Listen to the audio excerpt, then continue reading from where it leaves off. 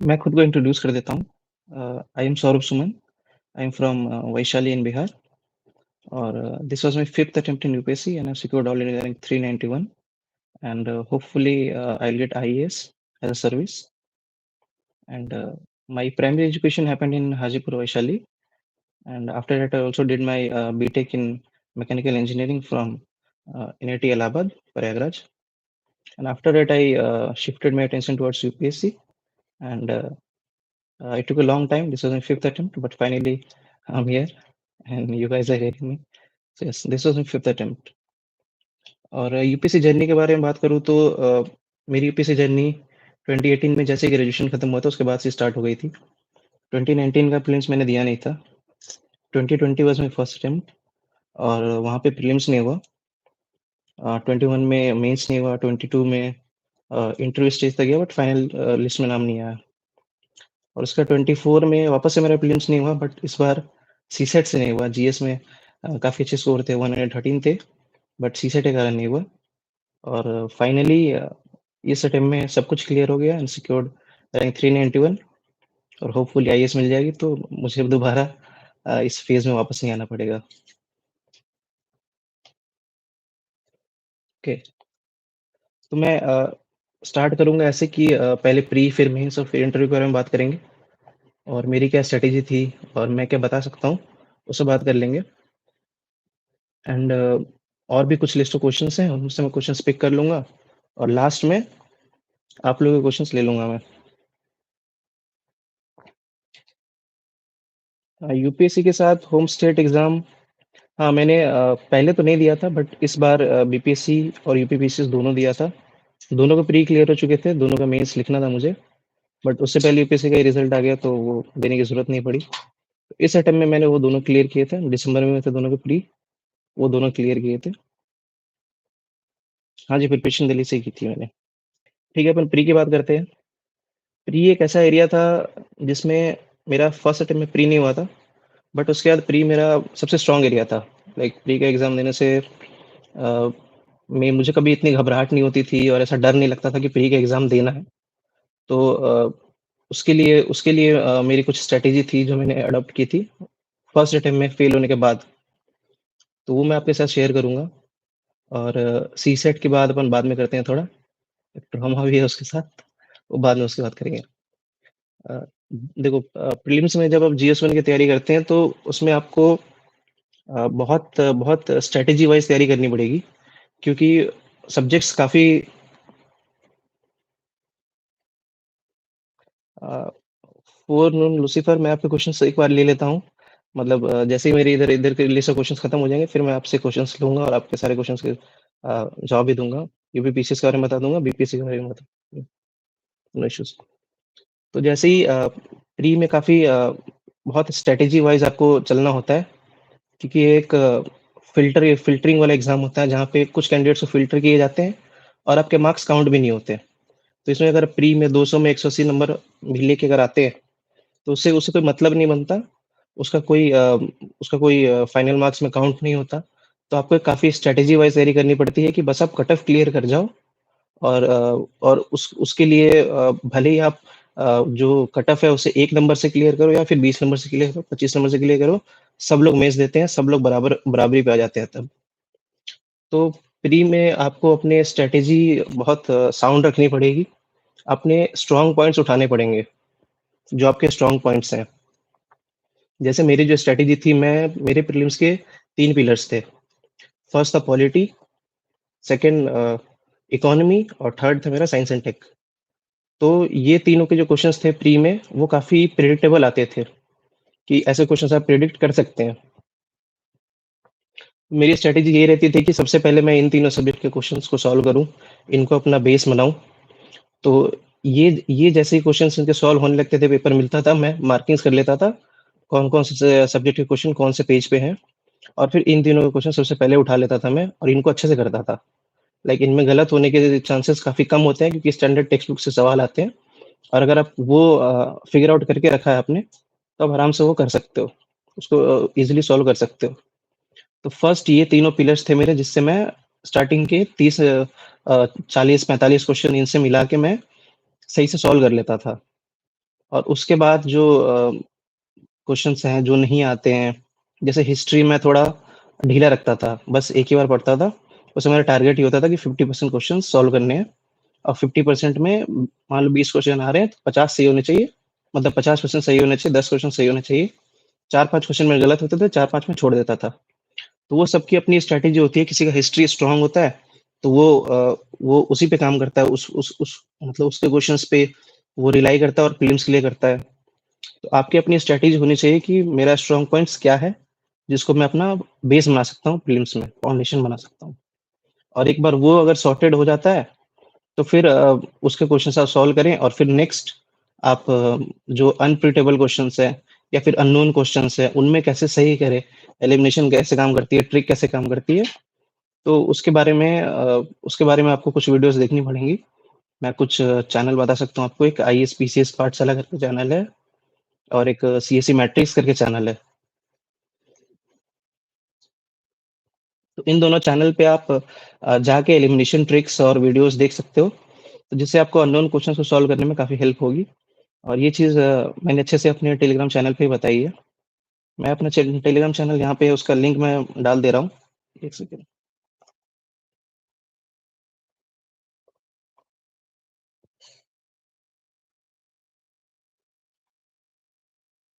ये SFS_UPSC, ये आप टेलीग्राम पे सर्च करोगे तो मेरा चैनल मिल जाएगा। और इस पे मैंने काफ़ी अच्छे से प्री मेंस और इंटरव्यू के तो मैंने बताया, प्री और मेंस के लिए मैंने काफ़ी इंपॉर्टेंट चीज़ें डाल रखी हैं जो मैंने सीखा है और जो मैं चाहता हूँ फॉलो करो। तो सब कुछ तो बताना पॉसिबल नहीं होगा, बट आप वहाँ से काफ़ी चीज़ें उठा सकते हो। काफ़ी डिटेल में उन्होंने बता रखी हैं चीज़ें।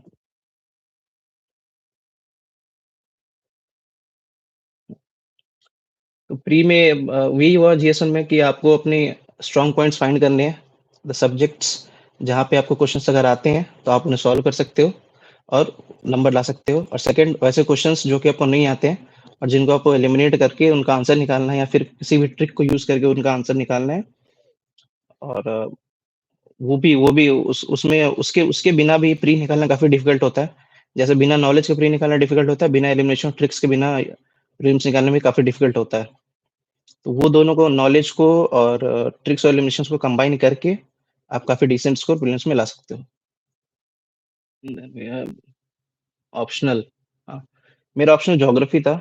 मैंने ज्योग्राफी से एग्ज़ाम क्लियर किया। इस बार मेरे ज्योग्राफी में स्कोर थे 261 मार्क्स और पेपर 1 और पेपर 2 दोनों काफ़ी बैलेंस ही थे। मार्क्स में 128 एंड 131 133 इस टाइप के स्कोर थे। एंड ऑप्शनल के लिए मैंने 2018 में ही शब्बीर सर की फाउंडेशन कोर्स की थी। और उसके बाद सब्सिक्वेंट अटेम्प्ट्स में शब्बीर सर के साथ ही मैं एनरिचमेंट प्रोग्राम में था। जब प्री क्लियर हुआ तो मेंस वाले प्रोग्राम में था, मेंस सपोर्ट प्रोग्राम में एमएसपी में था।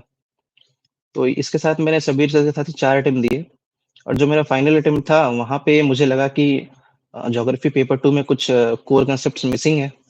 तो उसके लिए मैंने हिमांशु सर को जॉइन किया। 500 प्लस उनका एक कोर्स है, वो मैंने जॉइन किया और उससे काफ़ी इम्प्रूवमेंट हुआ। मेरे दोनों पेपर में स्कोर काफ़ी बढ़े हैं। तो मैं बोल सकता हूँ कि हाँ, हिमांशु सर का 500 प्लस कोर्स जॉइन करने पे भी मेरे मार्क्स बढ़े हैं। तो मेरे लिए वो बेनिफिट था। मैंने एमएसपी को, मतलब पहले अटेम्प्ट में जो एमएसपी की थी, पहले के अटेम्प्ट में जो एमएसपी की थी, 500 प्लस की थी, इन दोनों को कंबाइन करके अ, मैंने ज्योग्राफी के पेपर इस बार अटेम्प्ट किए थे।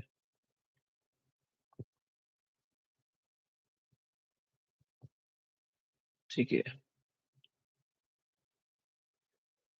देन मेंस की अगर बात करें तो यार प्री और मेंस दोनों काफ़ी डिफरेंट होते हैं। यूजुअली जब आप प्रिपरेशन शुरू करते हो स्टार्टिंग के 6-8 महीने, तो आप प्री मेंस एक साथ ही प्रिपेयर करते हो। और और उसमें होता ये है कि आप बाइफरकेट नहीं कर पाते हो कौन सी चीज़ प्री के लिए इम्पोर्टेंट है, कौन सी चीज़ मेंस के लिए इम्पोर्टेंट है। लेकिन जैसे आप मतलब एक तरह से डेडिकेटेड प्रीलिम्स प्रिपरेशन में चले जाते हो, तो प्री के लिए कुछ चीज़ें होती हैं जो इम्पोर्टेंट होती हैं, वो आप फाइंड आउट कर लेते हो। वैसे आप जब प्री क्लियर कर लेते हो तो कुछ चीज़ें होती हैं जो मेंस के लिए डेडिकेटेड होती है, तो वो आप फाइंड आउट कर लेते हो कि मेंस की प्रिपरेशन मुझे ऐसी करनी है। तो इन दोनों की प्रिपरेशन काफ़ी डिफरेंट होती है। और मेंस के लिए आपको ऐसा करना होता है कि आपने जितने भी सिलेबस के पॉइंटर्स हैं, सिलेबस उठा लो। सिलेबस में जितने भी पॉइंट्स, हर पेपर में लगभग 20 टॉपिक्स दिए हैं, तो उन हर टॉपिक्स पे आपको अपने नोट्स बनाने होते हैं।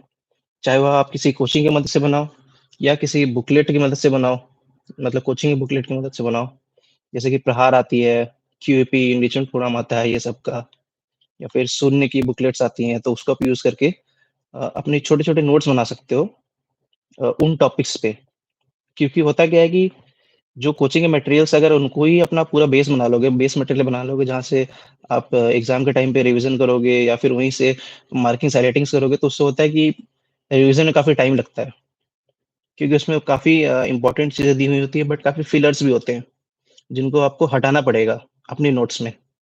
तो जब अपने नोट्स बनाओगे तो 10 लाइन की चीज़ें आप 2 लाइन में लिखोगे, ठीक है? मेंस के नोट्स में। तो इसीलिए किसी भी टेक्स्ट बुक को या किसी भी कोचिंग के मटेरियल को अपना बेस नोट्स बनाना वाइज़ नहीं होता, क्योंकि इसमें रिवीज़न में काफ़ी टाइम लगता है और मेंस के टाइम पे टाइम बहुत कम होती है। स्पेशली पेपर से जस्ट पहले 1 दिन या 2 पेपर होते हैं, तो सब कुछ रिवाइज़ करवाना पॉसिबल नहीं होता है। अगर आपके हैंड रिटेन नोट्स नहीं है, बहुत शॉर्ट और कंसाइज़ नोट्स अगर नहीं है, तो उसमें उसमें काफ़ी इश्यू होता है रिवीज़न में। तो मैं प्रेफ़र यही, मतलब लोग यही प्रेफ़र करते हैं, मैं क्या सबको ये प्रेफ़र करते हैं कि मेंस में पेपर वाइज़ और टॉपिक वाइज़ खुद के हैंड रिटेन नोट्स हो, जिनसे वो फट-फट रिवीज़न कर सके, मल्टीपल टाइम्स रिवीज़न कर सके, तो मेंस के टाइम पे उससे काफ़ी हेल्प होती है। तो आपको सिलेबस के टॉपिक्स उठाने हैं जीएस वाइज़, और मटेरियल मैंने आपको बताया, विज़न की वैल्यू एडेड मटेरियल आती है, सोना आईएएस की आती है, एम के यादव सर का आईएएस सब का आता है, मेंस बूस्टर सीरीज़, वो उनके वेबसाइट पे फ्रीली अवेलेबल है। आप डाउनलोड कर सकते हो और वहाँ से टॉपिक वाइज़ नोट्स बना सकते हो। और ओनली आईएएस की प्रहार, पीडब्ल्यू की प्रहार मैगज़ीन आती है, तो आप उनसे भी उनसे भी हेल्प ले सकते हो किन्हीं-किन्हीं टॉपिक्स में। तो आप कोई एक मटेरियल पे स्टिक कर जाओ किसी पेपर के लिए, या फिर आप 1-2 मटेरियल देख लो कि किसमें क्या सही मैटर दिया हुआ है, और उसके अकॉर्डिंग अपने छोटे-छोटे नोट्स बनाओ, टॉपिक वाइज़ मेंस के लिए। तो इस तरह से प्री और मेंस की प्रिपरेशन काफ़ी अलग हो जाती है। आप एम लक्ष्मीकांत पढ़ लोगे, लेकिन एम लक्ष्मीकांत कुछ भी काम नहीं आएगा मेंस में, वो सिर्फ़ प्री में ही काम आएगा। मेंस में वहाँ से आप सिर्फ़ आर्टिकल याद कर के डाल सकते हो, बाकी कंटेंट नहीं निकाल सकते हो वहाँ से, ठीक है? तो उसके लिए आपको अपने खुद के नोट्स होने चाहिए टॉपिक वाइज़।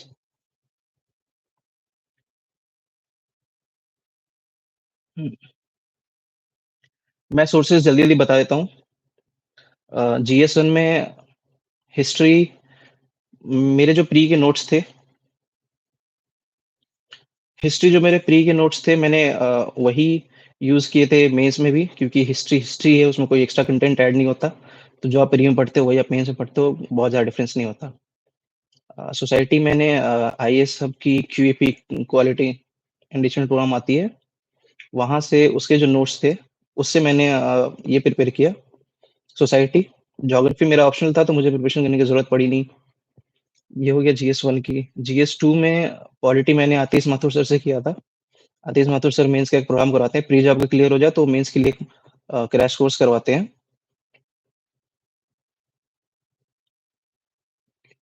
तो तो वहाँ से आपका पॉलिटी जीएस-2 का पॉलिटी का सेक्शन कवर हो जाएगा। गवर्नेंस का सेक्शन मैंने क्यूएपी से ही किया था, आईएएस सब के क्यूएपी से ही किया। आईआर मैं टोटली एम365 से करता था। This was for GS two. जीएस-3 के लिए, जीएस-3 काफ़ी करंट बेस्ड टॉपिक है, तो उसमें मैक्सिमम साइंस एंड टेक हो गया, एनवायरनमेंट हो गया, डिजास्टर मैनेजमेंट हो गया। ये सब टॉपिक्स आपके एम365 या फिर कोई भी करंट अफेयर मैगज़ीन जो आप पढ़ते हो, वहाँ से कवर हो जाएँगे। इकोनॉमी, इंफ्रास्ट्रक्चर, एग्रीकल्चर, ये सब काफ़ी मिक्स अप्रोच था, कभी कुछ टॉपिक्स प्रहार से किए, कुछ विज़न से किए, जो जहाँ पे अच्छा लगा वहाँ से उठा लिया। और इस तरह से जीएस-3 का पेपर मैनेज किया। इंटरनल सिक्योरिटी वापस मैंने मेंस बूस्टर प्रोग्राम जो है कि आईएएस सब का, वहाँ से किया था। ठीक है, ठीक है। तो और जीएस-3 के यहाँ से हो गई। एथिक्स के लिए मैंने पीयूष सर का एक कोर्स किया था इस साल, वाजिराम में है वो। और वहीं से मैं, मतलब मेरे जो पुराने नोट्स थे, जो मैंने स्टैंडर्ड टेक्स्ट बुक से बनाए थे, उनको मैंने डिस्कार्ड करके वो इस साल मैंने वो कोर्स जॉइन किया। वहाँ से उन्होंने मुझे जो मटेरियल दिया, मैं टोटली उसी पे रिलाई था। एथिक्स में मेरे डिसेंट स्कोर आ गए थे, 109 मार्क्स। और अगर आप चाहें तो वो कर सकते हैं। हुँ, एस्से, यार एस्से ऐसी चीज़ है जो इस बार काफ़ी अनप्रिडिक्टेबल हो गई है, क्योंकि मेरा जो 2021 मेंस में एस्से का स्कोर था, वो था 137 मार्क्स। 2022 मेंस जो हुआ, वहाँ पे मैं 137 से 100 पे आ गया और इस साल वापस मुझे 99 ही मिले हैं। तो इससे अब काफ़ी चेंज हो रहा है, उसका उसका मॉडल चेंज हो रहा है। तो इससे मैं इस साल जिन टॉपर्स के काफ़ी अच्छे मार्क्स आए हैं, जैसे एक पीयूष नाम का लड़का है, उसके काफ़ी अच्छे अच्छे मार्क्स आए इससे में। रैंक 2 के इससे में हाईएस्ट मार्क्स हैं। तो आप उनके कुछ कॉपीज़ देख सकते हो कि इससे में उन्होंने इस साल ऐसा क्या किया, जिससे उनके मार्क्स काफ़ी काफ़ी अपर साइड पे गए। क्योंकि मैंने देखा इस साल बहुत ऐसे कैंडिडेट्स मैंने देखे हैं जो कि 130s 140s में रहते थे, उनके इससे के स्कोर इस साल बिलो 90 बिलो 80 भी चले गए हैं बहुत के। मतलब 70s में स्कोर हैं, 60s में स्कोर हैं। तो काफ़ी काफ़ी वैलिड मार्क्स आए हैं इस समय इस साल। तो इसी के लिए एक फ्रेश अप्रोच की ज़रूरत है, जो कि जो मार्किंग पैटर्न चेंज हुई है अभी। इस साल जब स्कोर्स ऐसे हैं, इसका मतलब मार्किंग पैटर्न इससे की चेंज हुई है। तो जो मार्किंग पैटर्न चेंज हुई है, उसके हिसाब से पहले जो चीज़ वर्क कर रही थी, अब वो वर्क नहीं कर रही है। और कि तभी तभी लोगों के मार्क्स 140 से बिलो 100 चले गए। और इस साल जिनके मार्क्स आए हैं, आप उनको फ़ॉलो करें और देखें कि उनका क्या ट्रेंड है। मतलब यूपीएससी की जब मार्किंग पैटर्न चेंज होती है, उसके बाद भी जिन लोग के अच्छे मार्क्स आते हैं, तो वो आपको एक तरह से बताता है कि इस डायरेक्शन में यूपीएससी की मार्किंग स्कीम जा रही है। तो वहाँ से आप देखें कि मतलब उन्होंने ऐसा क्या किया, उनका इससे क्या नेचुरल था या मैकेनिकल था या स्ट्रक्चर्ड था, किस हिसाब से उन्होंने इससे लिखा, उनका फ्लो कैसा था। तो वहाँ से आपको पता चलेगा कि मतलब क्या वर्क कर रहा है, इस साल वर्क क्या कर रहा है। ऐसे में स्ट्रक्चरिंग यूजुअली जो लोग करते हैं, अगर आप इसे लिखना चालू कर रहे हैं, तो स्ट्रक्चरिंग के लिए आप यूजुअली पेस्टल फॉर्मूला होता है या स्पेकली बोल लो, political, economic, social, technical, ethical, environmental, legal, historical, जितने भी आप एंगल्स बना सकते हो, मल्टी डायमेंशनल बना सकते हो, इससे पे वो मल्टी डायमेंशनल अप्रोच बनाई जाती है। और टॉपिक को एक्सप्लेन किया जाता है। टॉपिक्स में बहुत सारे क्वेश्चंस लगा के देखे जाते हैं कि why this, why, how, what, ये सब टॉपिक के साथ अटैच करके आप मल्टीपल डायमेंशंस बनाते हो। उसके उस पे दो पैराग्राफ लिख के आप इससे को बढ़ाते हो।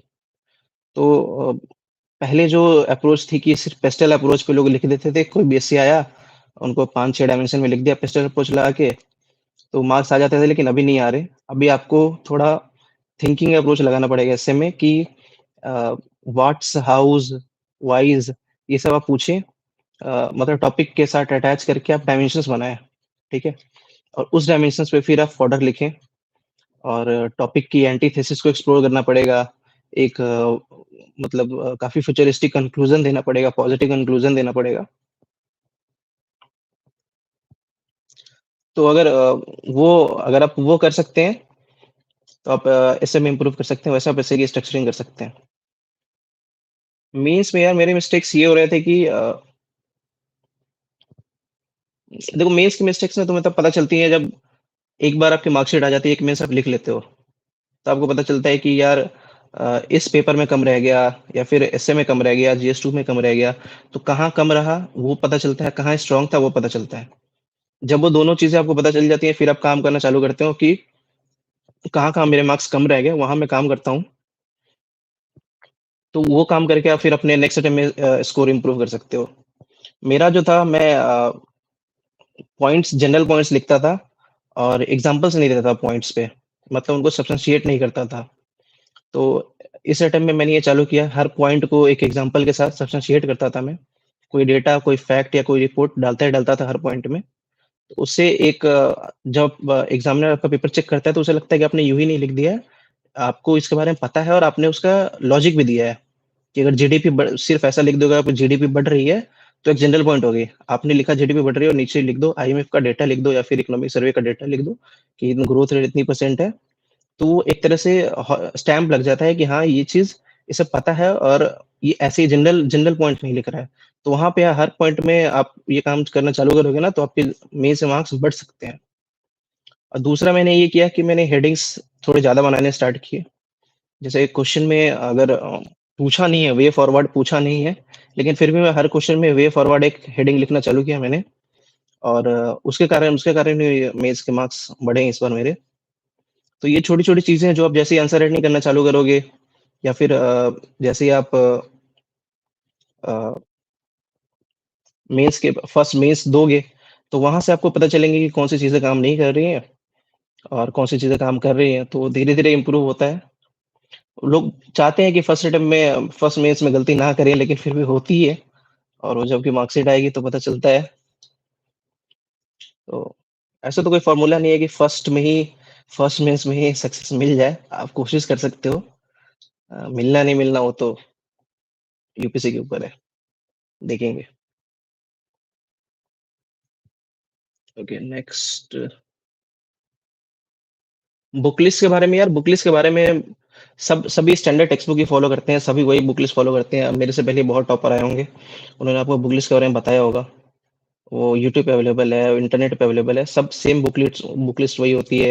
एनसीईआरटीज़ होती हैं, लक्ष्मीकांत होता है, स्पेक्ट्रम होता है और यही यही सारी स्टैंडर्ड टेक्स्ट बुक सब लोग फॉलो करते हैं। तो बेसिक तो जब आप प्रिपरेशन स्टार्ट करते हो तो ये बुक्स आपको पढ़नी पड़ती है। बाद में आप अपने मटेरियल को डिफरेंशिएट करने के लिए अलग-अलग कोचिंग से लोग मटेरियल ले लेते हैं। तो किसी ने इस कोचिंग के मटेरियल उठा लिया, किसी ने उस कोचिंग का उठा लिया, तो वैसे आपके आंसर में डाइवर्सिटी आ जाती है। अब बाकियों से आप अलग दिखना चालू हो जाते हो, जैसे आप डेटा फैक्ट्स वगैरह ऐड करना स्टार्ट करते हो अपने आंसर्स में।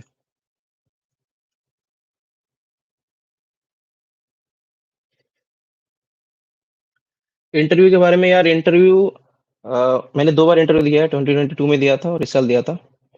तो 2022 वाले सीएसई 22 वाले में मेरा स्मिता नागराज मैम का बोर्ड था। मुझे 176 मार्क्स मिले थे और इस बार मुझे 179 मार्क्स मिले हैं। संजय वर्मा सर का बोर्ड था। तो इंटरव्यू के लिए आपको यार इंटरव्यू 2 डायरेक्शंस में जाती है आजकल। एक तो होता है कि आपने जो डेफ मतलब अपना फॉर्म भरा है, वहाँ पे जो आपने डिटेल दी है, वहाँ से क्वेश्चंस पूछ रहे हैं। और सेकंड होता है कि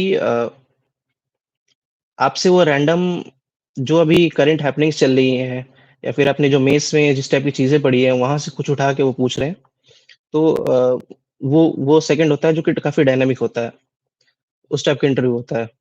तो जो पहले सुमन शर्मा मैम है या फिर पहले चौबे सर थे, स्मिता नागराज मैम थी, वो इस टाइप की चीज़ों के लिए वो इस टाइप की चीज़ों के लिए फ़ेमस थे कि वो इंटरव्यू काफ़ी डायनामिक रखते थे। उनका उनके क्वेश्चंस काफ़ी वेरिड होते थे, करंट अफेयर्स से उठा लिया कुछ या फिर आपने मेन से पढ़ा है वहाँ से कुछ उठा लिया।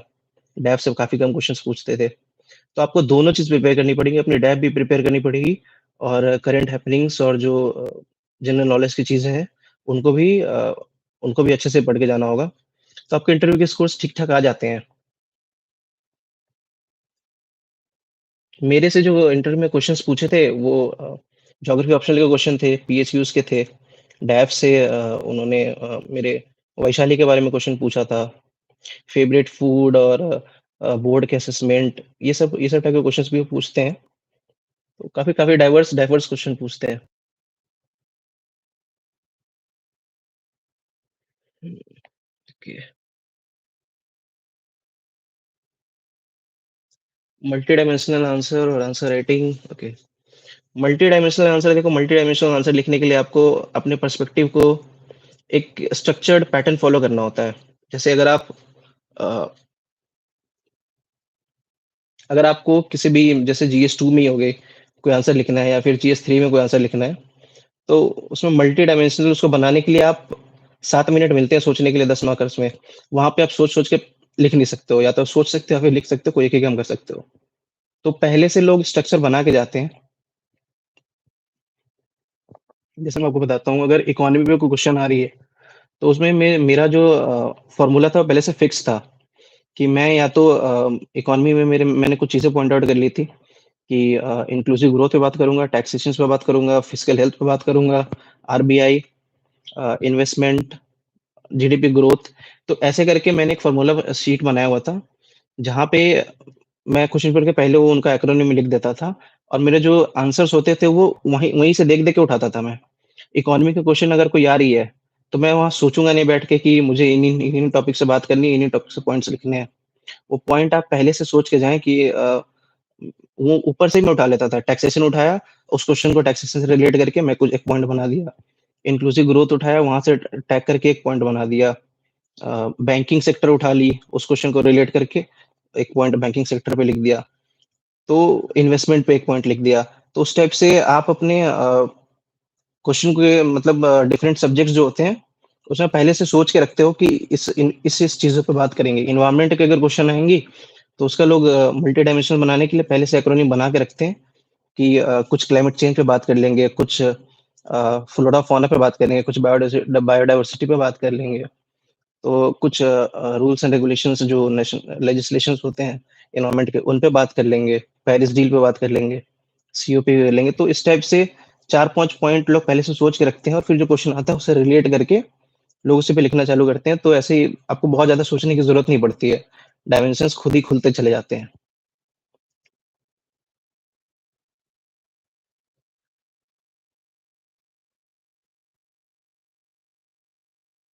प्रीलिम्स और मेंस की तैयारी साथ-साथ करनी चाहिए अलग-अलग। देखो प्री और मेंस की जब स्टार्टिंग में आप तैयारी करते हो 6-8 महीने तो वो साथ-साथ ही तैयारी होती है। और उसके बाद जब डेडिकेटेड प्री की प्रिपरेशन में चले जाते हो, फिर डेडिकेटेड मेंस की प्रिपरेशन में चले जाते हो, तो वो खुद ही दोनों अलग-अलग हो जाती है। दोनों की प्रिपरेशन अलग-अलग होती है। बहुत कम चीज़ होती है जो ओवरलैप करती हैं दोनों में। तो वो आप जैसे ही डेडिकेटेड प्री की प्रिपरेशन के लिए जाओगे, तो आपको समझ आ जाएँगी ये चीज़ प्री के लिए इम्पोर्टेंट है। फिर मेंस में जाओगे तो मेंस के लिए प्रिपरेशन हो जाती है। बट जब आप प्रिपरेशन स्टार्ट करोगे, तो वहाँ से 6-8 महीने तक जो बेसिक टेक्स्ट बुक्स वगैरह फॉलो करते हो, तो वो साथ-साथ दोनों के लिए करनी पड़ती हैं।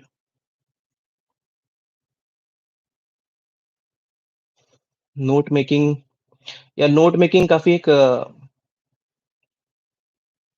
नोट मेकिंग पे मैं क्या करूँगा, कुछ अपने सैंपल नोट्स डाल दूँगा जो मैंने बनाए हुए हैं, मेंस के, अपने टेलीग्राम चैनल पे। वहाँ से आप देख सकते हो। नोट मेकिंग में थोड़ा आपको फ्यूचरिस्टिक सोचना पड़ता है, जब आप नोट्स बनाते हो। क्योंकि कई बार होते हैं कि सबका फर्स्ट अटेम्प्ट तो क्लियर होता नहीं है, अटेम्प्ट्स लगते हैं, किसी के साल लगते हैं।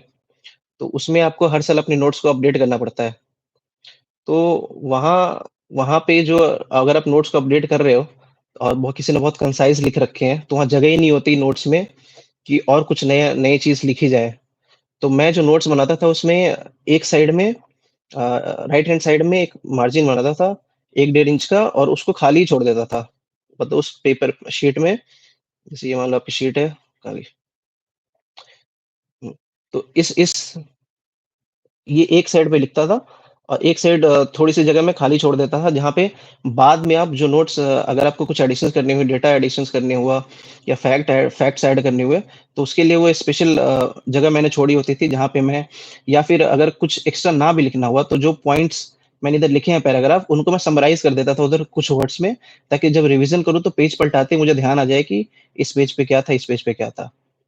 तो आप नोट्स में कुछ जगह छोड़ के रखें साइड में, ताकि बाद में अगर आपको कुछ अपडेट करना हो तो आप उसमें अपडेट कर सकें। बाकी मैं कुछ सैंपल नोट्स डाल दूँगा अपने, तो आप वहाँ पे देख सकते हैं।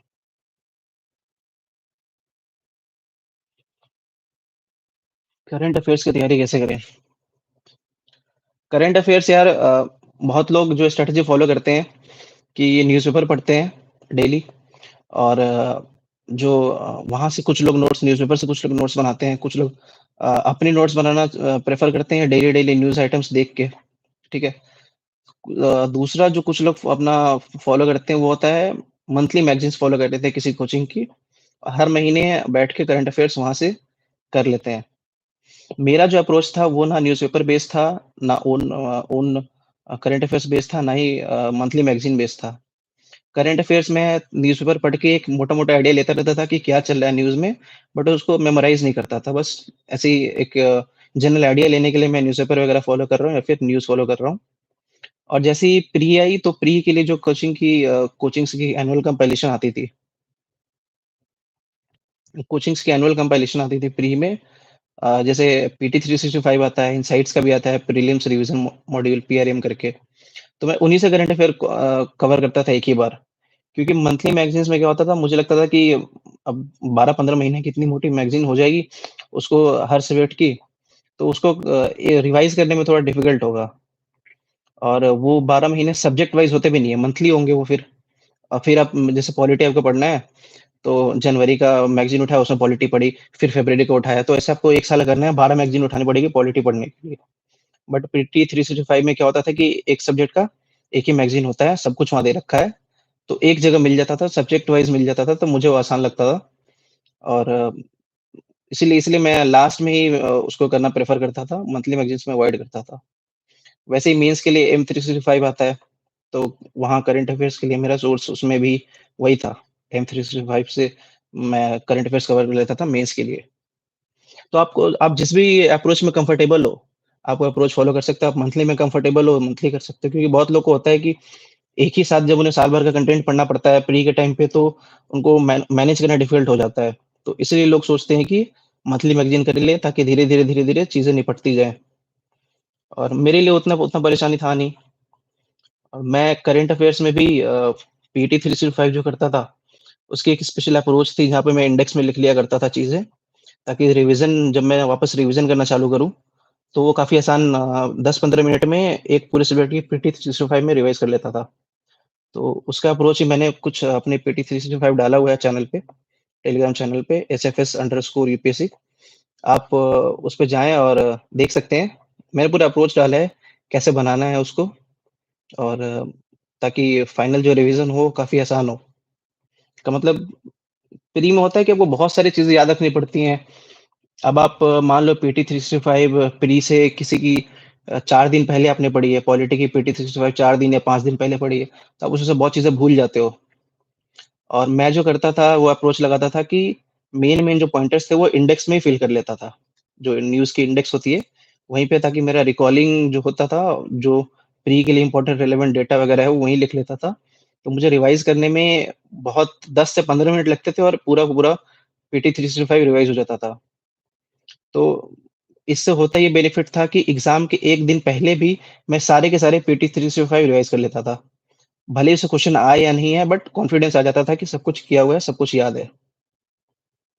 तो रिवीज़न रिवीज़न जो चीज़ है ना, वो बहुत इम्पोर्टेंट है। आप प्री की तैयारी करो या फिर मेंस की तैयारी करो, आप हमेशा जो नोट मेकिंग करो या फिर कुछ पढ़ रहे हो या फिर नोट्स बना रहे हो, तो हमेशा ये ध्यान में रखो कि लास्ट एग्ज़ाम के 1 दिन पहले या फिर 2 दिन पहले मुझे रिवीज़न कैसे इसको मैं बनाऊँ ताकि मुझे रिवीज़न में हेल्प हो, फट से रिवाइज़ हो जाए, मल्टीपल रिविज़न्स कर सकूँ।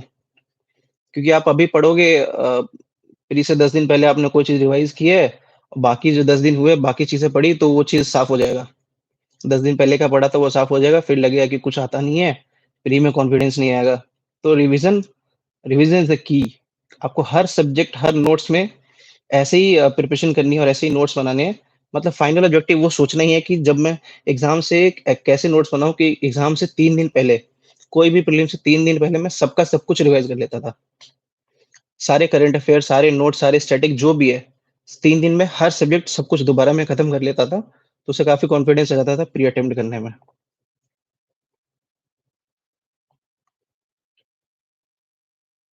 मैगज़ीन्स तो कोई मैं पढ़ता नहीं था, मैगज़ीन्स जो कोचिंग की करंट अफ़ेयर मैगज़ीन थी सिर्फ़ वही पढ़ता था। टेस्ट सीरीज़ यार प्री के लिए तो मार्केट में टेस्ट सीरीज़ आती है, आप वो लेके लगा सकते हो। अगर आप चाहो एनालिटिक्स करने के लिए कि मैं देखूँ कौन-सा पेपर में कितने सही आते हैं, कैसे-कैसे मैं प्रोग्रेस कर रहा हूँ, वगैरह-वगैरह तो आप किसी कोचिंग से टेस्ट सीरीज़ परचेज़ कर सकते हो। मैंने आज तक कोई टेस्ट सीरीज़ परचेज़ की नहीं। मार्केट से जो टेस्ट सीरीज़ मिलती थी वही मैं लाता था और वही लगा लेता था। उसी से मेरा काम चल जाता था। और मेंस में जो सबसे बेस्ट टेस्ट सीरीज़ मुझे लगी वो फोरम आईएएस की टेस्ट सीरीज़ थी। मेरा ऑप्शनल ज्योग्राफी है यानिक। तो मेंस में जो मेरी टेस्ट सीरीज़ जो मुझे टेस्ट सीरीज़ सबसे बढ़िया लगी वो फोरम आईएएस की टेस्ट सीरीज़ थी। क्योंकि उसके क्वेश्चंस काफ़ी यूपीएससी रिलेवेंट होते हैं और वैसे ही क्वेश्चंस यूपीएससी में पूछे जाते हैं, वैसे ही एनालिटिकल क्वेश्चंस पूछे जाते हैं। तो वो काफ़ी मुझे रिज़ेम्बल करता था यूपीएससी से, तो उसकी टेस्ट सीरीज़ मुझे बढ़िया लगती थी।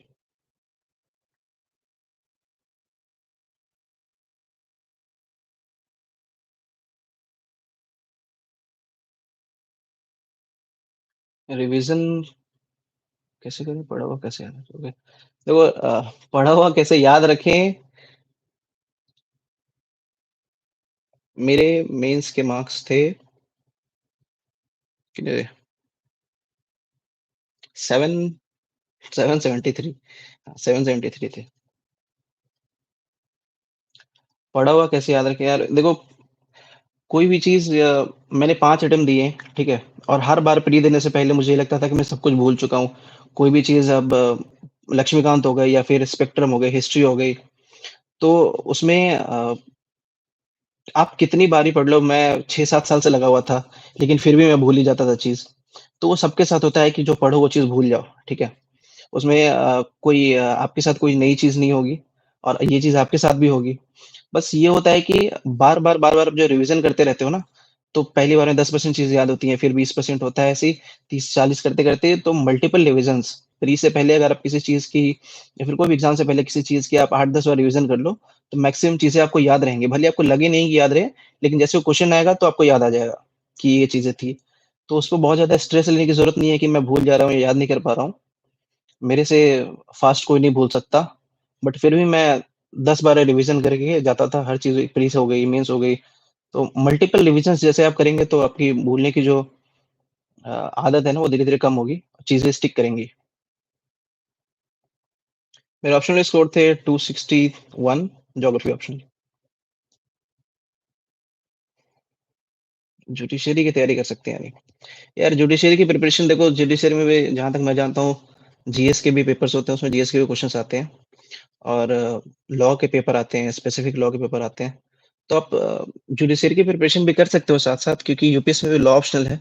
आप लॉ ऑप्शनल लेके यूपीएससी की प्रिपरेशन कर सकते हो, साथ में जुडिशरी की प्रिपरेशन कर सकते हो। क्योंकि जुडिशरी में ऐसा बहुत होता है कि वैकेंसी नहीं आती। लाइक बहुत सालों तक वैकेंसी नहीं आती, 2 साल वैकेंसी नहीं है, 3 साल वैकेंसी नहीं है, यूपीएससी की हर साल आ जाती है, उसकी नहीं आती। तो सिर्फ़ उसी पे रिलाई करना सही नहीं होता क्योंकि 2 साल नहीं है, 3 साल नहीं है वैकेंसी तो क्या करें बैठे। तो तब तक अगर आप यूपीएससी की तरफ भी हैं या फिर किसी स्टेट पीसीएस आप देना चाहते हैं, तो वो अगर आप दे लें तो ज़्यादा ज़्यादा बेटर होता है, करियर पाथ आपका दोनों खुला होता है, तो अनसर्टेनिटी नहीं रहती इतनी।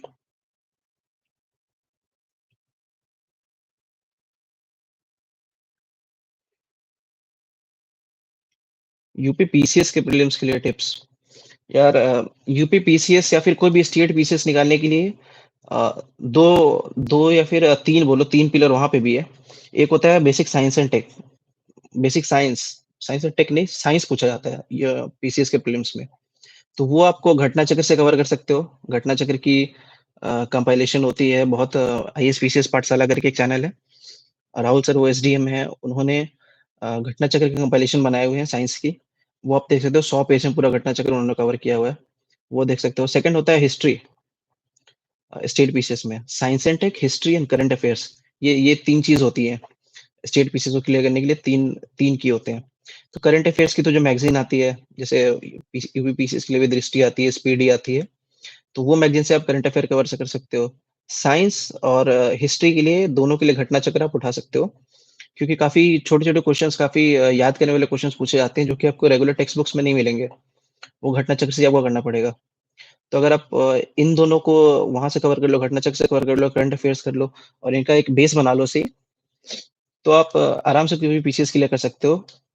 और ये जो दोनों चीज़ें हैं, ये घटना चक्र वाली जो चीज़ है यूपीएससी में काम नहीं आती। ये सिर्फ़ स्टेट पीसीएस में आपके काम आएँगी या फिर बाकी एग्ज़ाम्स में काम आएँगी।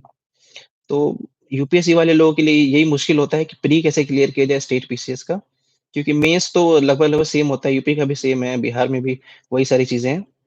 तो मेंस क्लियर हो जाता है बट प्री क्लियर कर पाना यूपीएससी के स्टूडेंट के लिए काफ़ी मुश्किल होता है, स्टेट पीसीएस का।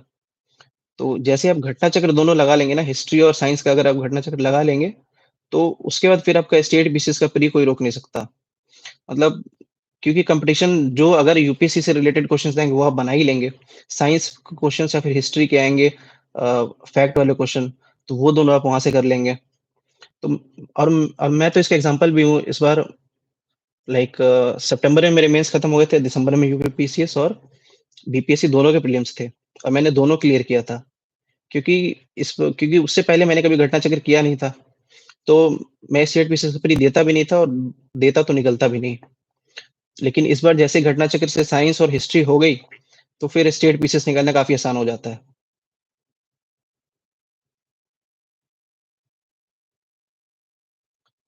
1 ईयर इज़ इनफ फॉर 2026। हाँ यार, 1 ईयर इनफ ही होता है। अभी कुछ टाइम मतलब बेसिक टेक्स्ट बुक्स वगैरह कर लो। 6-8 महीने लगेंगे, तुम्हें बेसिक टेक्स्ट बुक्स कर लोगे, ऑप्शनल ऑप्शनल को प्रिपेयर कर लोगे। फिर जैसे जनवरी-फ़रवरी आएगी, डेडिकेटेड प्रीलिम्स प्रिपरेशन में चले जाओगे और प्री क्लियर हो जाएगा, फिर मेंस की प्रिपरेशन होगी। तो 1 ईयर इनफ होता ही है क्योंकि अगले साल अगस्त सितंबर तक तुम्हें टाइम मिलेगा। अगर तुम मेंस देते हो तो that is more than enough.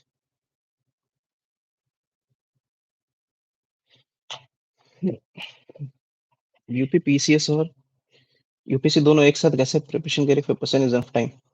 यही मैंने बोला यार, देखो मेंस ना यूपी पीसीएस में सिर्फ 2 एक्स्ट्रा पेपर्स हैं, पेपर 5 और पेपर 6 जो है मेंस में, जो कि यूपीएस स्पेसिफिक पेपर्स हैं।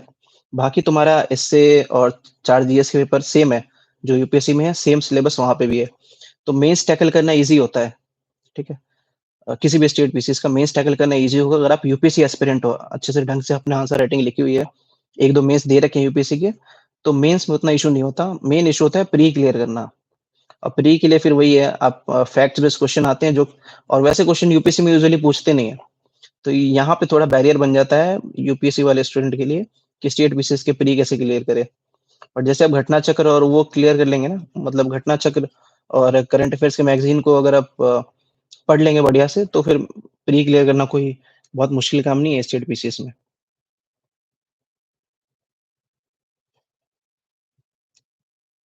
हॉबी क्या थी? अच्छा, इंटरव्यू इंटरव्यू मेरा हॉबी था फुटसल, एक फुटबॉल से रिलेटेड स्पोर्ट होता है, एंड कॉम्पिटिटिव गेमिंग। खैर मॉक में क्वेश्चन पूछते थे, बट एक्चुअल में उन्होंने, मतलब जो एक्चुअल इंटरव्यू हुआ था वहाँ पे उन्होंने ऐसे क्वेश्चन पूछे नहीं। प्री नहीं हो रहा तो क्या करें? हुँ।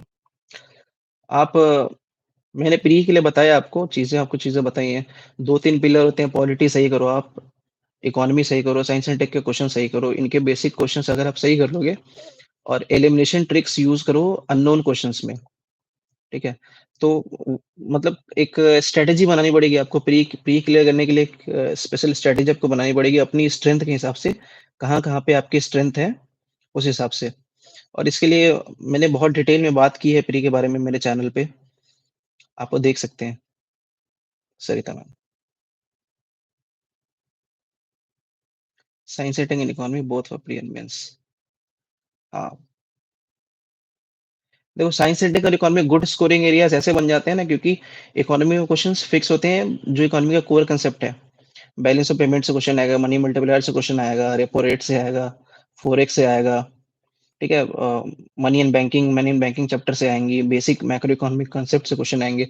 तो वो क्वेश्चंस फिक्स होते हैं, जो एनसीईआरटी में पढ़ते हो या फिर किसी भी कोचिंग के नोट्स में जो पढ़ाई जाती हैं चीज़ें, वही पूछते हैं एक्चुअल एग्ज़ाम्स में भी। तो इसीलिए इकोनॉमी स्कोरिंग एरिया माना जाता है। पॉलिटी भी, पॉलिटी के सारे क्वेश्चंस, मतलब मैक्सिमम क्वेश्चंस आप लक्ष्मीकांत से उठा के सॉल्व कर सकते हैं। तो इसीलिए ये लोग स्कोरिंग इसीलिए माने जाते हैं, क्योंकि जो पढ़ते हैं आप वहीं से पूछा जाता है। तो ये चीज़ आपको आपको एग्ज़ाम में सही करनी होगी, सही टिक करना होगा, वो पढ़ के जाना होगा, सही टिक करना होगा। और बाकी जो सब्जेक्ट्स होते हैं, जैसे मान लो एनवायरनमेंट के क्वेश्चन्स हो गए या फिर करंट अफेयर्स में हो गए, तो यहाँ पे ये काफ़ी अनप्रेडिक्टेबल होता है, क्योंकि ज़रूरी नहीं कि जो आप पढ़ के जा रहे हो वही चीज़ वो पूछेंगे एग्ज़ाम में। काफ़ी अननोन, मैक्सिमम क्वेश्चन्स अननोन मिलेंगे आपको, जिनको टैकल करना काफ़ी डिफ़िकल्ट होता है। तो इसीलिए इनको बोला जाता है कि ये लो स्कोरिंग एरियाज़ हैं, क्योंकि यहाँ जो पढ़ के जाओ ज़रूरी नहीं है वही चीज़ पूछते हैं। तो काफ़ी तुक्के मारने होते हैं, ऑप्शंस एलिमिनेट करना होता है, तो उसमें गलत होने के चांसेस होते हैं। बट पॉलिटी हो गई, इकोनॉमी हो गई, साइंस एंड टेक हो गई, इनमें जो आप पढ़ते हो, वही ये पूछते भी हैं। तो इसीलिए जो बेसिक हिस्ट्री हो गया, यहाँ पे हिस्ट्री में भी जैसे मोस्टली अगर हिस्ट्री पूरी फैमिली को मिला दे तो 20 क्वेश्चन्स आते हैं अराउंड। तो उसमें से भी 10 क्वेश्चन आते हैं जो आप सॉल्व कर सकते हैं, बाकी 10 ऐसे ही वो कुछ पूछ देते हैं जो हिस्ट्री ऑप्शन को भी नहीं आए। तो कॉस्ट टू बेनिफिट रेशियो आपको देखना पड़ेगा, हर हर पेपर जब आप प्रिपेयर करो, हर सब्जेक्ट जब आप प्रिपेयर करो, तो कॉस्ट टू बेनिफिट रेशियो देखो कि मैं इसमें कितना टाइम दे रहा हूँ और इससे कितने क्वेश्चंस आ रहे हैं, और क्वेश्चंस नोन आ रहे हैं कि अननोन आ रहे हैं, कुछ भी तो नहीं पूछ ले रहे हैं। अगर मान लो एनवायरनमेंट का कुछ ही पूछ ले रहे हैं और किसी बंदे ने एनवायरनमेंट को सारा फोकस दे दिया है, तो सारा पढ़ाई भी किया, पढ़ा भी और उससे क्वेश्चंस भी नहीं है, तो पूरा वेस्ट ऑफ एफर्ट हुआ। तो उससे बेटर था कि आप पॉलिटी पढ़ लेते, इकोनॉमी पढ़ लेते, साइंस एंड टेक पढ़ लेते, हिस्ट्री पढ़ लेते, जहाँ से क्वेश्चंस स्टैंडर्ड टेक्स्ट बुक से ही आ रहे हैं, जो आप पढ़ो वही आ रहे हैं।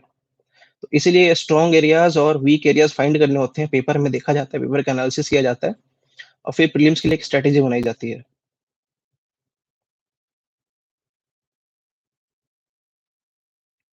मैंने इकोनॉमी जो प्रिपेयर किया था वाजिरा में मैंने क्लास की थी, श्याम सुंदर सर की क्लास की थी। तो इकोनॉमी के जो कंसेप्ट्स थे वो वहीं से कवर हो जाते थे। और साइंस एंड टेक के लिए मैं साइंस बैकग्राउंड से था, मैं इंजीनियर हूँ, तो मैं साइंस बैकग्राउंड से था, तो बहुत ज़्यादा फाइट तो नहीं मारनी पड़ती थी मुझे साइंस एंड टेक में। बहुत सारी चीज़ें नेचुरली भी आ जाती थी। और बाकी वाजिरा में मैंने क्लास किया था, वहाँ के नोट्स थे। और साइंस एंड टेक का मेजर जो कवरिंग हो जाता है वो करंट अफेयर्स मैगज़ीन से हो जाता है। और आप करंट अफेयर्स मैगज़ीन्स को फ़ॉलो करते हो, तो वहाँ से बहुत सारे साइंस एंड टेक के क्वेश्चंस धीरे-धीरे निकलने लगते हैं। और चूँकि मेरे अटेम्प्ट भी बढ़ रहे थे, तो मैं पहले के भी करंट अफ़ेयर्स पढ़ लेता था, तो वहाँ से मेरे साइंस एंड टेक की कुछ चीज़ें कवर हो जाती थी। और बेसिक मैंने क्या-क्या एग्ज़ैक्टली सोर्सेज़ फ़ॉलो किए, वो मैंने चैनल पे अपलोड कर रखा है ऑलरेडी, आप वहाँ देख सकते हो। मैंने मटेरियल भी डाल रखा है। सिंह साहब,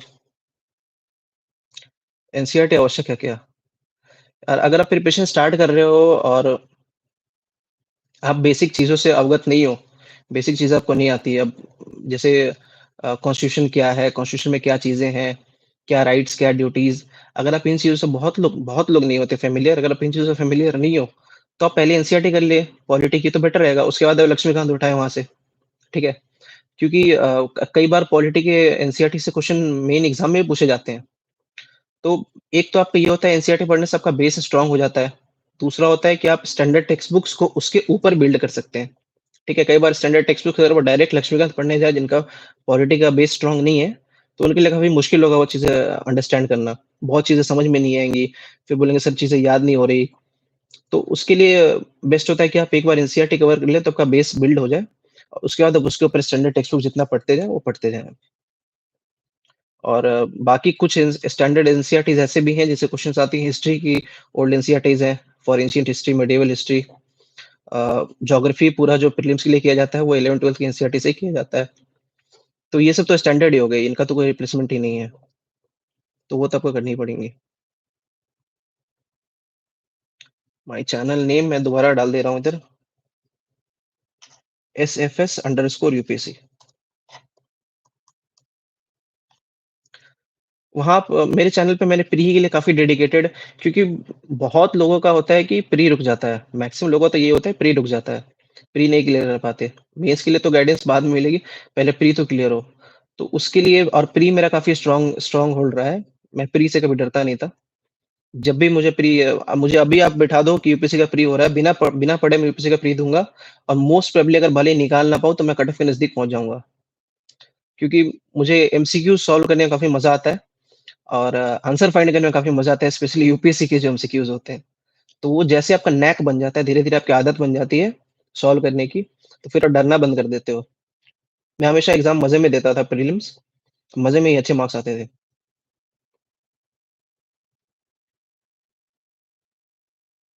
which pen you use for UPSC answer writing? यार इस बार तो मैंने जेल पेन पे स्विच कर लिया था, पहले बॉल पेन लिखता था, बट जेल पेन थोड़ा दिखने में अच्छा लगता है पेपर में, उसकी कलर थोड़ी अच्छी लगती थी मुझे, तो इसलिए मैंने जेल पेन पे शिफ्ट किया था। ऑक्टेन जेल करके आती है क्लासमेट की, वही यूज़ किया था। बहुत लोग V7 यूज़ करते हैं, V5 यूज़ करते हैं, वो सब भी आप यूज़ कर सकते हो। यूपीएससी की प्रिपरेशन कितने टाइम के बाद नहीं करनी चाहिए? नहीं करनी चाहिए? ये कैसा सवाल है? कितने टाइम के बाद नहीं करनी चाहिए?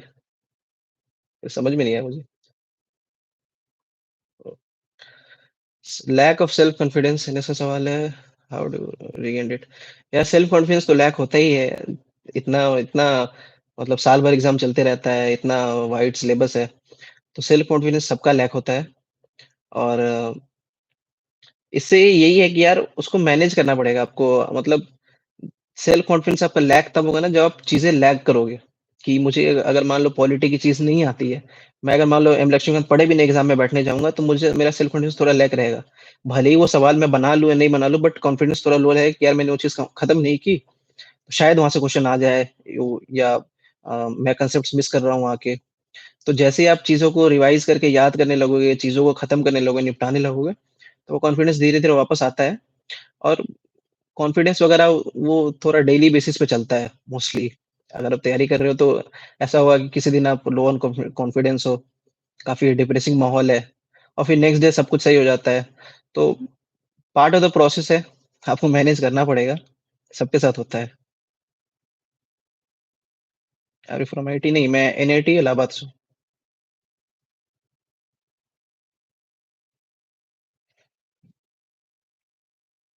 और मेरा मीडियम इंग्लिश था, इंटरव्यू भी इंग्लिश मीडियम।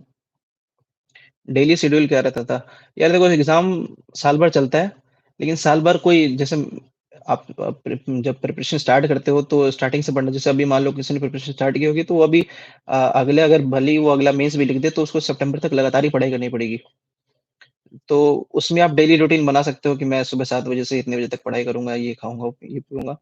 बट मेरा जो होता था, जो मेरे अटेम्प्ट्स 5 हो गए थे, तो मुझे पूरे साल पढ़ने की ज़रूरत नहीं पड़ती थी।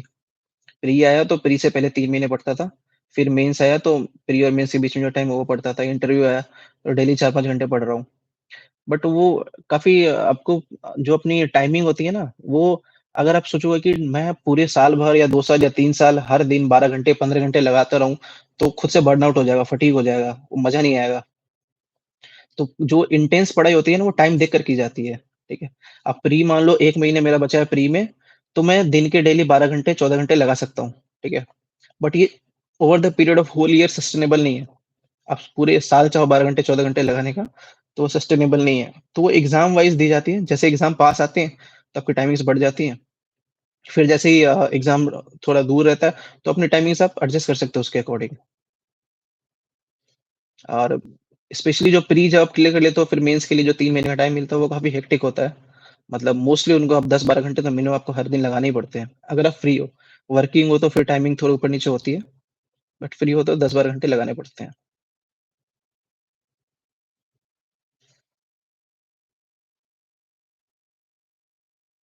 क्लास 11th में कौन-सा सब्जेक्ट लेना चाहिए हिंदी मीडियम के लिए? यार हिंदी मीडियम के लिए तो मुझे आइडिया नहीं है, मेरा इंग्लिश मीडियम ही था इसलिए।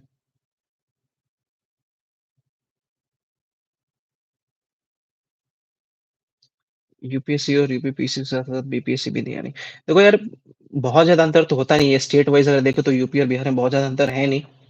तो आप चाहें तो यूपी और जैसे यूपी पीसीएस में भी इस बार प्रीलिम्स हुआ था दिसंबर में, यूपी रिलेटेड क्वेश्चंस ना के बराबर थे, 2-3 क्वेश्चन मुश्किल रहे होंगे।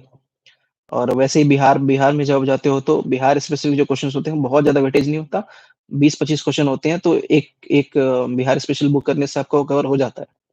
तो ये बहुत अच्छी बात है, बहुत इम्पोर्टेंट है कि आप अपने ऑप्शंस ना खुले रखो, ठीक है? सिर्फ़ एक जगह टिक के रहोगे कि सिर्फ़ मेरे को यूपीएससी ही करना है, यही करेंगे, जब तक करना है तो यही करेंगे, तो फिर आपके मतलब प्रेशर बढ़ने लगता है, जैसे-जैसे अटेम्प्ट्स बढ़ेंगे, प्रेशर बढ़ने लगेगा।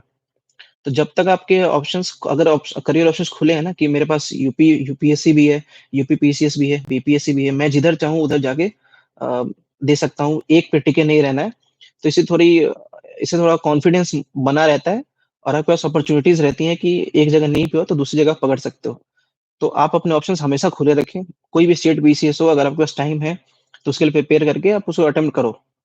अ, क्योंकि एक जगह टिके रहना और स्पेशली यूपीएससी जैसे इतना अनप्रेडिक्टेबल है, तो काफ़ी मुश्किल होता है इधर एक जगह टिके रहना। तो इस बार मैंने भी दोनों दिया था, यूपी पीसीएस भी दिया था और बीपीएससी भी दिया था, क्योंकि मुझे मौका मिला था, दिसंबर में मैं खाली था, तो मैंने दोनों दिया था और दोनों क्लियर भी किया था। खैर मेंस देने का मौका मिलेगा नहीं।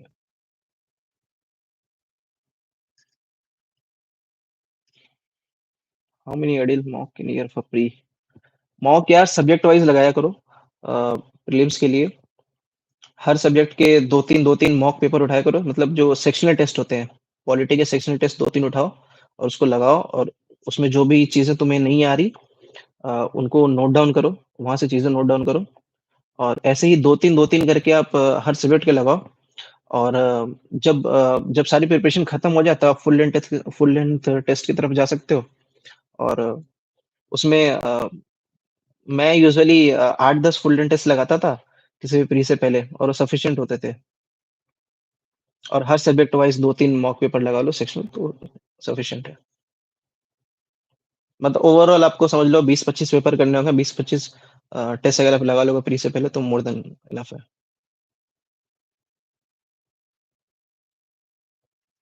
सबसे अच्छा फ़ील कब हुआ 5 साल की तैयारी में?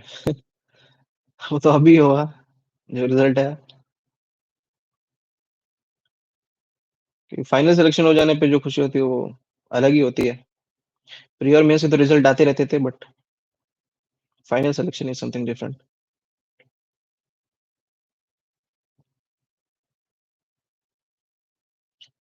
हिंदू पे रेगुलर देखो, वीडियोज़ देखना यार, यूट्यूब पे बहुत सारा जो भी मटेरियल है ना, मतलब इतने सारे चैनल्स आ गए हैं यूट्यूब पे, इतने सारे वीडियोज़ आ गए हैं कि लोग कन्फ्यूज़ ही रहते हैं आधा टाइम, क्या फ़ॉलो करें, क्या फ़ॉलो ना करें। मैं स्ट्रिक्ट था कि मैं वीडियोज़ अवॉइड करता था। मुझे अगर हिस्ट्री पढ़ना है, तो मैं टेक्स्ट बुक से पढ़ूँगा, टेक्स्ट से पढ़ूँगा, किसी कोचिंग का टेक्स्ट ले लूँगा बट किसी कोचिंग का वीडियो नहीं देखूँगा। तो क्योंकि काफ़ी काफ़ी कन्फ्यूज़िंग होता है ये वीडियोज़ चलते रहते हैं मैराथन वीडियो चल जाएगा कि पूरा हिस्ट्री कवर कर लें आप 12 घंटे की मैराथन वीडियो चल रही है, पूरा हिस्ट्री कवर हो जाए। यार 12 घंटे में अगर हिस्ट्री सारा कवर करा ही दे वो, तो फिर सबका तो निकल ही जाना चाहिए। मुझे बहुत ज़्यादा पढ़ने की ज़रूरत नहीं है, 12 घंटे में हिस्ट्री कर लेता हूँ, ऐसे ही 12-12 घंटे के पॉलिटी कर लेता हूँ, 15 दिन में प्री की तैयारी हो जानी चाहिए स्टार्टिंग से। बट वो होता नहीं है क्योंकि आप जब वीडियो देखते रहते हो ना तो आपको कॉन्शियस माइंड में जाता नहीं है, वो चीज़ें जाती नहीं है। तो आप कोशिश करो कि टेक्स्ट से पढ़ाई करो, स्टैंडर्ड टेक्स्ट से या टेक्स्ट बुक से पढ़ाई करो, वहाँ से अपने नोट्स बनाओ या वहाँ अंडरलाइन करो, हाइलाइट करो, तो वो फिर आपके सबकॉन्शियस माइंड में जाती रहती हैं, बहुत फ़ोकस रहता है। वीडियोज़ में फ़ोकस अप्रोच होता नहीं है, तो वो मुझे वेस्ट ऑफ टाइम लगती हैं और एडिटोरियल वीडियोज़ तो अवॉइड करो। एडिटोरियल वीडियोज़ का कोई मतलब नहीं होता, वहाँ से कोई क्वेश्चन तो आते नहीं पहली बात और दूसरी बात वीडियो देख के करोगे क्या? अगर आपको एडिटोरियल कहीं मिल रहा है तो उसको पढ़ो। उसमें देखो कि स्ट्रक्चरिंग कैसे की हुई है, वो आपके एस्से में काम आएँगी और जनरल आंसर राइटिंग में काम आएँगी। एडिटोरियल वीडियोज़ अवॉइड करो, एडिटोरियल पढ़ना चालू करो।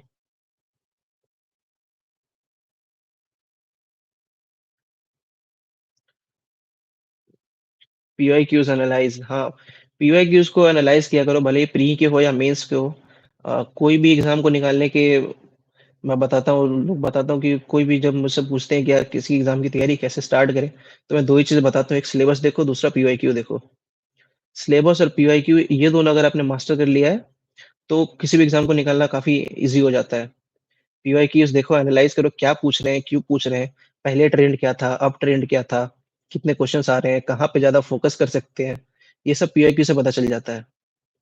पीवाईक्यू एनालिसिस चालू रखो प्रीलिम्स के लिए भी और मेंस के लिए भी। आलोक रंजन सर का ऑप्शनल के लिए तो मेरे पास फीडबैक नहीं है यार।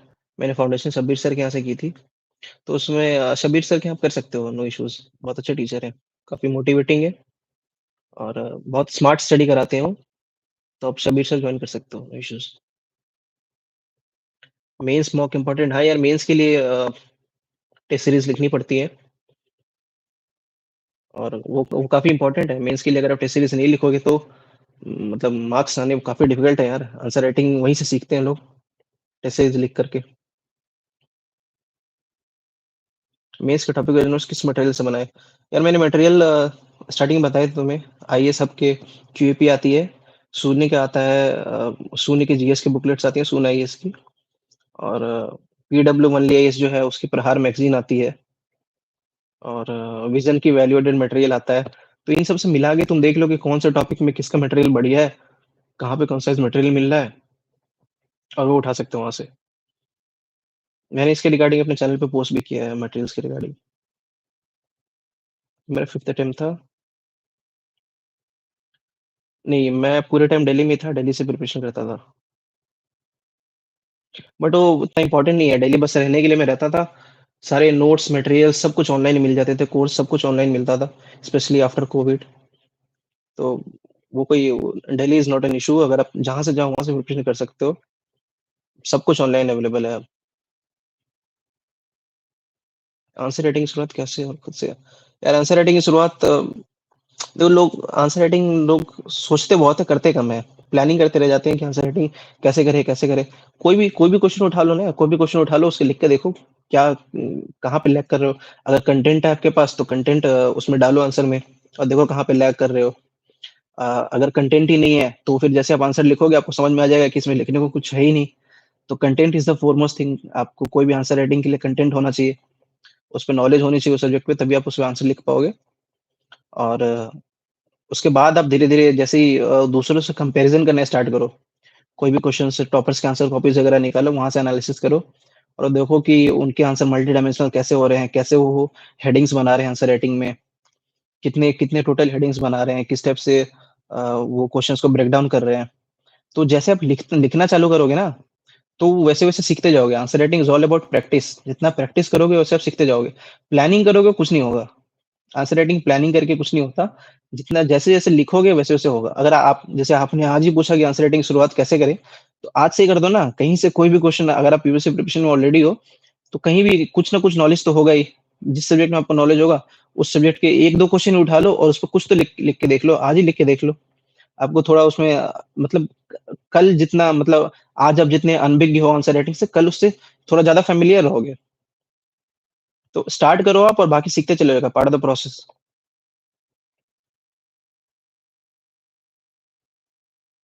स्टार्टिंग में खुद से इवैल्यूएट कैसे करें? खुद से इवैल्यूएशन करने का जो मतलब मेट्रिक होता है ना, वो होता है टॉपर्स के आंसर शीट्स। आप टॉपर्स के आंसर शीट्स डाउनलोड करो, इंटरनेट पे अवेलेबल होते हैं। कोई भी उनका क्वेश्चन देखो कि उन्होंने कैसे लिखा है और 2-4 क्वेश्चन उनके एनालाइज करो, फिर 2-4 क्वेश्चन अपने एनालाइज करो और तुम्हें समझ में आ जाएगा कि ये डिफरेंस आ कहाँ रहा है। तो ऐसे लोग सेल्फ इवैल्यूएशन करते हैं। टॉपर्स की कॉपीज एक बेंचमार्क होती है जहाँ से आप कंपैरिजन कर सकते हो अपने आंसर्स को। करंट अफेयर्स यार पीटी 365 आप और वहाँ से कवर कर सकते हो। अगर आपको मंथली चाहिए कवर करने के लिए तो विज़न की मंथली मैगज़ीन्स भी आती है, उससे भी कवर कर सकते हो। अवॉइड करो न्यूज़पेपर्स की कटिंग्स करना, न्यूज़पेपर से नोट्स बनाना, ये सब अवॉइड करो। वो सब करने के लिए कोचिंग वाले बैठे हैं, वो उनका यही काम ही है।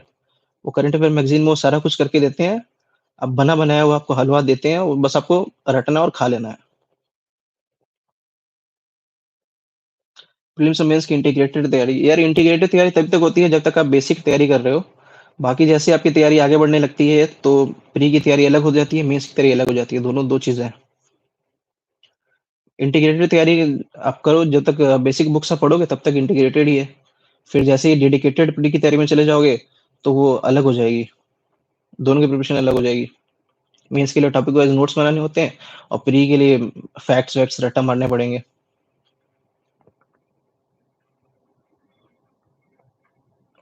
ऑप्शन मैंने अ, फाउंडेशन यहीं से किया था। एडुकेमी में अभी शब्बीर से तब वाजिराम में थे। वहाँ से फाउंडेशन किया था, एनरिचमेंट किया, टेस्ट सीरीज़ वगैरह वहीं से लिखी थी एमएसपी।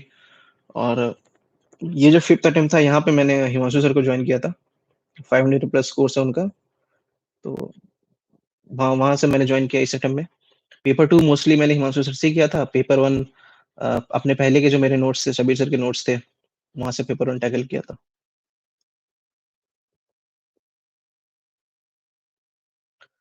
वायरल मोटिवेशन मूवी के पीछे पड़े हैं। फेवरेट मूवी कौन-सी है? इंटरस्टेलर। सर नोट्स कितने रीडिंग के बाद बने? यार नोट्स आप साथ-साथ बना सकते हो। फर्स्ट रीडिंग में नोट्स बनाओ, ये ज़्यादा बेटर होता है।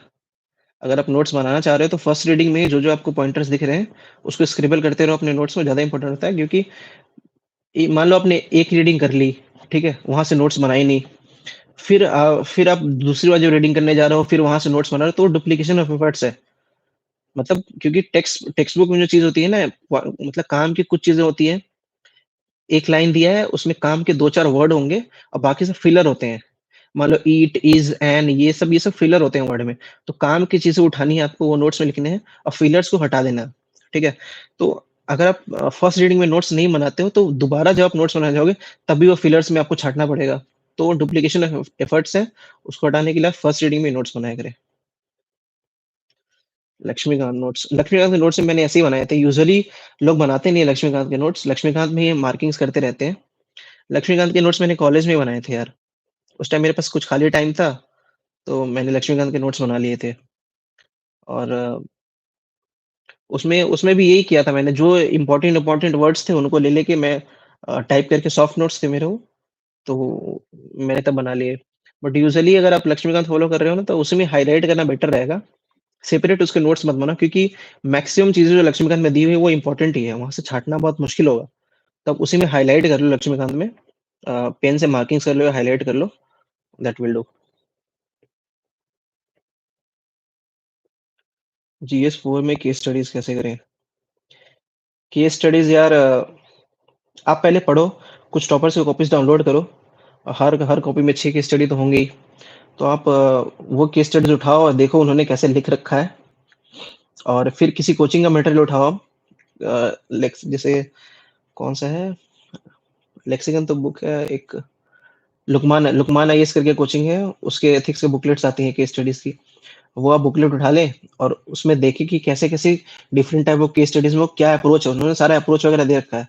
आप मार्केट में जाएँ और बोले कि मुझे लुकमान आईएएस की केस स्टडीज़ की बुकलेट दें, वो दे देंगे और फिर स्टार्ट करें। कोई भी चीज़ देखो, मतलब मैक्सिमम एक्सपीरियंस से मैं ये देखता हूँ ना कि उनका ये सवाल होता है कि वो लोग ओवरथिंकिंग करने लगते हैं, डायरेक्ट फाइनल स्टेज पे पहुँचना चाहते हैं। कि सर ये यहाँ पे कैसे पहुँच जाए? बट यहाँ पे पहुँचने के लिए ना आपको ये लेवल्स क्रॉस करने पड़ेंगे, फिर आप यहाँ पे पहुँचोगे। तो स्टार्ट आप इस लेवल से करो, कोई दिक्कत नहीं है। फिर जैसे यहाँ से स्टार्ट करेंगे ना, नेक्स्ट लेवल का आपको आइडिया मिल जाएगा कि यहाँ पे क्या करना है। फिर यहाँ पे पहुँचोगे तो नेक्स्ट लेवल का आइडिया मिल जाएगा कि यहाँ पे कैसे पहुँचना है।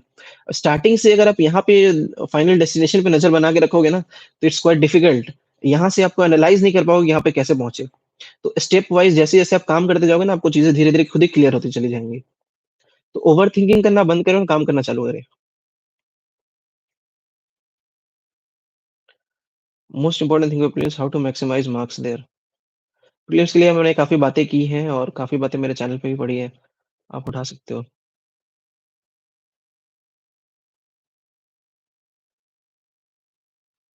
नहीं यार, 500 प्लस के और शब्बीर सर के नोट्स जब मैंने कर लिए तो स्टैंडर्ड ऑप्शन बुक्स करने की कोई ज़रूरत नहीं है। क्यों वो भी जो मटेरियल लिखवाते हैं वो वहीं से लिखवाते हैं ना। स्टैंडर्ड टेक्स्ट बुक से ही पढ़ के आपको लिखवाते हैं। तो फिर मतलब का मैनेज करना डिफ़िकल्ट हो जाएगा। आप बुक्स भी पढ़ रहे हो, फिर उन्होंने बुक्स पढ़ के आपको जो लिखा है वो भी लिख रहे हो। सिर्फ़ कोचिंग फ़ॉलो करो, more than enough. Value addition for geography optional. Geography optional में वैल्यू एडिशन के लिए आपको रीजनल मैप्स, केस स्टडीज़ और डेटा एंड फैक्ट्स ये क्वेश्चंस में ऐड करने पड़ेंगे। आप यूजुअली पेपर 2 में जो वैल्यू एडिशन होता है, वहाँ वहाँ पे काम आता है। आप खुल्लर या फिर माजिद हुसैन की बुक से, इंडियन ज्योग्राफी की बुक से आप मैप्स निकालें, वहाँ पे जो भी मैप्स दिए हुए हैं, उन मैप्स को आप बनाने की प्रैक्टिस करें और रीजनल मैप्स बनाएँ। तो आप एक मैप्स डाल सकते हैं, दूसरा डेटा एंड फैक्ट्स, जो आप जीएस के लिए डेटा एंड फैक्ट्स प्रिपेयर करते हैं, मोस्टली वही काम आ जाता है ऑप्शन में भी, क्योंकि सिमिलर सिमिलर टॉपिक्स होते हैं। तो डेटा एंड फैक्ट्स से कर सकते हैं वैल्यू एडिशन। और थर्ड हुआ केस स्टडीज से। तो आप कोई भी, अगर आप शब्बीर सर के पास जाते हैं, हिमांशु सर के पास जाते हैं, कोई भी कहीं भी जाते हैं, तो वो लोग काफ़ी केस स्टडीज़ आपको देते हैं over a period of time. तो उन केस स्टडीज़ का कंपाइलेशन बनाते रहें और जो भी रेलेवेंट क्वेश्चन्स आए, वहाँ पे आप उसको यूज़ कर सकते हैं। Case studies, data and facts and regional maps, इससे एनरिच कर सकते हैं आप आंसर्स को।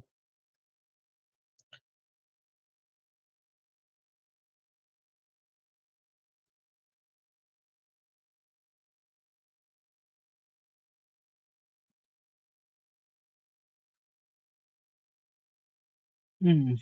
प्री में यार, ये मुझे लगा प्री में अगर आप फेल हो रहे हो तो आप वापस ड्राइंग बोर्ड पे बैठो और देखो कि आप कहाँ पे क्वेश्चंस आपके सही हुए, कौन से सब्जेक्ट के क्वेश्चन सही हुए, कौन से सब्जेक्ट आपको आसान लग रहे हैं। जो सब्जेक्ट आपको आसान लग रहे हैं, जिनसे क्वेश्चंस आ रहे हैं, उनको आप पहले क्लियर करना, उसको पहले सॉल्व करना शुरू करो और उसकी स्ट्रैटेजी बनाओ कि इसको मैं कैसे कर सकती हूँ। और जैसे ही मैंने इसके बारे में बात की है, आप देख सकते हो, वीडियो पीछे करके आप देख सकते हो। प्रीलिम्स के लिए मैंने बोला है कि 3 फाउंडेशन होते हैं, पॉलिटी, इकोनॉमी और साइंस एंड टेक। इन पे आप पहले फोकस करो, इनको पहले खत्म करो, इनके क्वेश्चंस पढ़े हुए आते हैं। और बाकी 2 चैनल मैंने बताए हैं। एक बताया सीएसई मैट्रिक्स करके चैनल है। प्री जिनका भी रुक रहा है वो ये दोनों चैनल नोट करें आप। सीएसई मैट्रिक्स करके एक चैनल है और एक आईएएस-पीसीएस पाठशाला करके चैनल है। यहाँ पे इन्होंने यूपीएससी के पीवाईक्यूज़ पे एलिमिनेशन ट्रिक्स बताई हुई होंगी। तो वो एलिमिनेशन ट्रिक्स जो हैं, उसको जो आप यूज़ करेंगे नॉलेज के साथ, क्योंकि हर क्वेश्चन यूपीएससी में 30-35 क्वेश्चन होंगे मैक्सिमम, जो आप नॉलेज के साथ सॉल्व कर सकते हैं। बाकी के लिए आपको तुक्के मारने पड़ेंगे, एलिमिनेशन करना पड़ेगा। किसी में 2 ऑप्शन में तुक्का मारना होगा, किसी में 3 ऑप्शन में तुक्का मारना होगा। वैसे ही होता है, सबके साथ होता है, वैसे ही होता है। तो आप ये दोनों चैनल आप चेकआउट करिए, यहाँ पे एलिमिनेशन ट्रिक्स वगैरह उन लोगों ने सिखा रखी है। तो वो आप देखो एक बार, वहाँ से आपको काफ़ी हेल्प मिलेगा।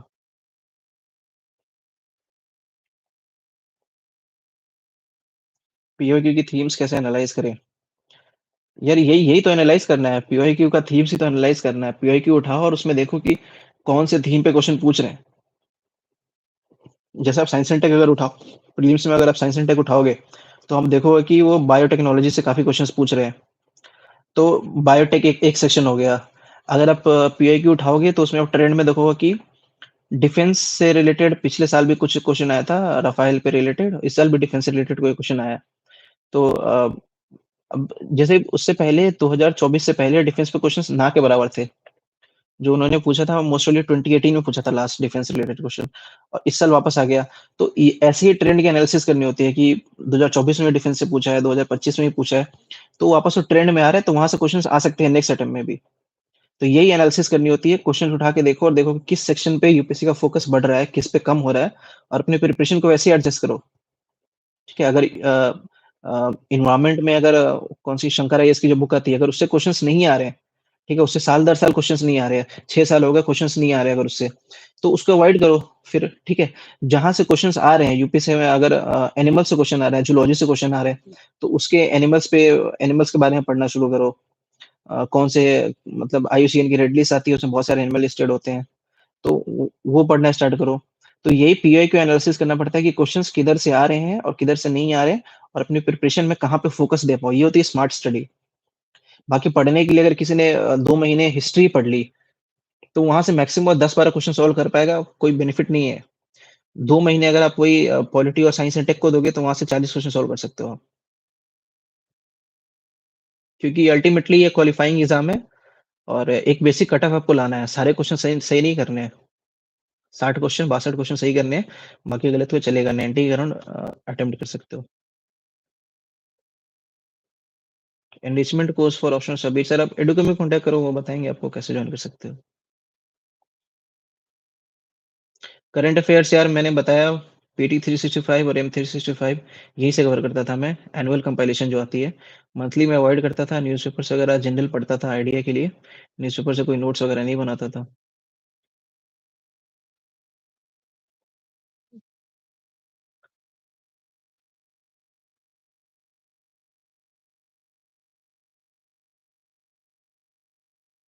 आई गेस मैक्सिमम क्वेरीज़ मैंने आंसर कर दिए हैं और अगर आपको कोई पर्सनल क्वेरीज़ भी हो तो आप मुझे टेलीग्राम पे कॉन्टैक्ट कर सकते हो। मेरा जो चैनल है SFS_UPSC वहाँ पे चैनल के डिस्क्रिप्शन में मैंने अपना कॉन्टैक्ट भी दिया हुआ है। आप वहाँ मुझे मैसेज करो, वहाँ पे आप जो पर्सनल डाउट्स भी वहाँ पूछ सकते हो। मैं मोस्टली सबके क्वेश्चन्स के आंसर करता हूँ। तो वहाँ पे अगर आपके कोई पर्सनल क्वेश्चन्स हो या फिर पर्सनल गाइडेंस वगैरह चाहिए कुछ कि सर ये कैसे करें, वो कैसे करें, तो वहाँ पूछ सकते हो। No issues in that. ठीक है? वीडियो को यहीं एंड करते हैं फिलहाल। Thank you Maxwell. Done. Bye guys.